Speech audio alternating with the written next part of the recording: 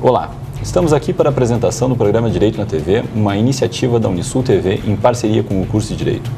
Meu nome é Lester Camargo e sou professor e coordenador do curso de Direito da Unisul, campus de Tubarão. O programa é também apresentado pelos professores e advogados Maurício Zanotelli e Fábio Rothausen. O programa Direito na TV tem como objetivo discutir temas jurídicos relevantes e de interesse da sociedade, fazendo com que a comunidade conheça melhor o funcionamento da justiça, bem como possa exercer melhor a sua cidadania. Nesse sentido, colocamos à disposição de você, telespectador, o e-mail da produção para que sejam encaminhadas as dúvidas, sugestões e as opiniões acerca dos temas aqui discutidos. No dia de hoje, discutiremos algumas questões ligadas à Ordem dos Advogados do Brasil, ao tão discutido e debatido exame de ordem e ainda questões que envolvem o direito tributário, uma das tantas especialidades do nosso entrevistado de hoje. A fim de comentarmos essas questões, temos hoje aqui presente o professor Diogo Nicolau Pizzica.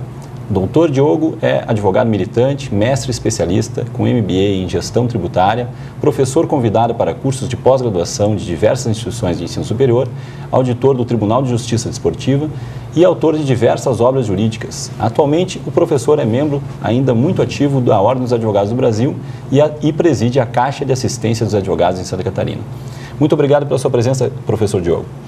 Nós é que agradecemos, eu acho que a presença na TV e até para discutir o direito, eu acho que não deixa de ser um dos nossos papéis fundamentais, que é a distribuição da cidadania e do conhecimento. Exatamente, um papel importante no acesso à justiça, né, professor? Sim. Professor, em primeiro lugar, eu gostaria que o senhor explicasse aos nossos telespectadores quais as principais atribuições da Ordem dos Advogados do Brasil, a chamada OAB. Qual é o papel da OAB, professor? A OAB, só o termo OAB já daria um estudo. Veja só que Ordem dos Advogados do Brasil, e aí a gente tiraria só a locução ordem. Talvez o único conselho de classe, tem a Ordem dos Músicos, mas é o único conselho de classe especificadamente como ordem. Os restos são meros conselhos, não meros no sentido de ausência de participação, mas nós temos numa Constituição Federal 2 órgãos com assento constitucional: a imprensa, o jornalismo e a advocacia. Vejam que são as duas, vamos dizer, os dois sustentáculos maiores do Estado. A Ordem dos Advogados, ela tem um caráter multifacetado em que nós trabalhamos e dedicamos de forma ao apoio do advogado, defesa das prerrogativas, defesas da classe, defesa da sociedade, defesa dos constituintes. E o tamanho foi o papel da Ordem dos Advogados, que no Brasil, diante de um crescimento, desde então o Instituto dos Advogados do Brasil, em 1843, nós temos as caixas de assistência, que são todo esse trabalho voltado, talvez o único órgão que tem um trabalho efetivo e específico pela assistência, pelo cuidado da saúde do advogado e de todos os seus familiares. E também no que diz respeito ao aspecto forense. Então nós temos aspectos através de um braço, dentro de uma divisão diretiva e fracionária, nós temos a Caixa de Assistência, que cuida mais desse aspecto da assistência, da saúde e do apoio forense. Nós temos dentro da própria Ordem dos Advogados a OAB Prévia, a nossa Previdência. Nós temos a nossa OAB Editora. Nós temos a Caixa de Assistência, como foi dito. Nós temos a OAB Crédito, a nossa cooperativa de crédito. E a Ordem, vamos dizer, num patamar superior, hierarquicamente, no sentido de organização, não no sentido de junção, mas no sentido de organização, ela tem também seus braços, como os tribunais de éticas, como os tribunais de prerrogativas, com as câmaras julgadoras, com escrito. Não é qualquer um advogado ou qualquer um formado que pode se inscrever. Ele pode se inscrever desde que formado, desde que aprovado no exame de ordem, desde que regular com as suas ordens cívicas, principalmente no que diz respeito ao processo, os processos eleitorais. Então nós temos várias nuances e que isso tem um custo, tem uma estrutura e uma ramificação. Graças a Deus, em Santa Catarina, nós temos uma capilaridade que ataca todas as regiões do estado de Santa Catarina, hoje dividido fracionariamente em 43 subseções. 43 subseções. 43 subseções. Professor, o senhor comentou a respeito da defesa da sociedade. De que forma que a OAB pode atuar em defesa da sociedade? É um assunto muito interessante. Às vezes, eu não sei se é um aspecto filosófico ou sociológico essa função da Ordem dos Advogados. Por que eu digo filosófico ou sociológico?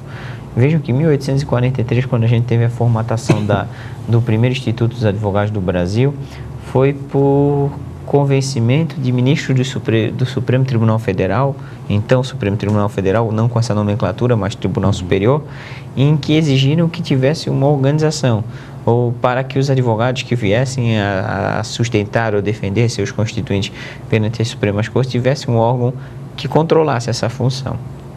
Posterior, em 1930, nós tivemos com Getúlio Vargas, com todas aquelas mudanças por decreto do chefe do Executivo Nacional, a constituição da Ordem dos Advogados.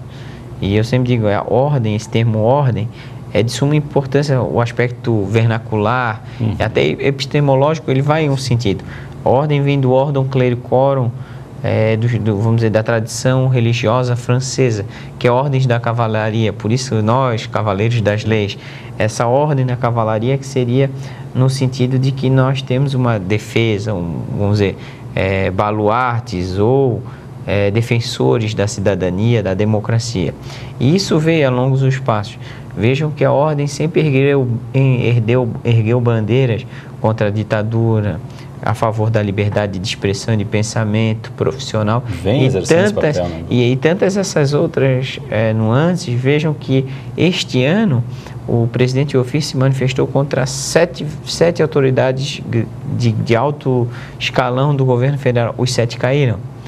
Vejam a função, quando o papel exercido. Agora eu estava vendo com o nosso ministro dos esportes, eu vejo que a Ordem dos Advogados, nosso presidente nacional, já se posicionou contra e pediu a saída dele. Eu não tenho dúvida que ocorrerá isso, a saída. Eu não sou vidente, mas é por quê? Porque o advogado é aquele que recebe um mandato de representação.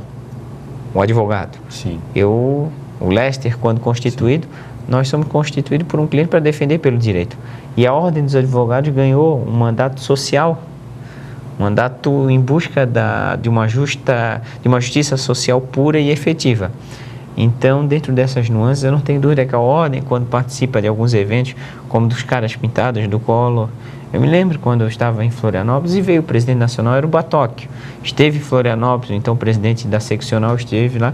Foi um grande movimento. Nossa seccional já se manifestou contra governadores do estado e assim a gente vai indo agora um caminho contra a corrupção.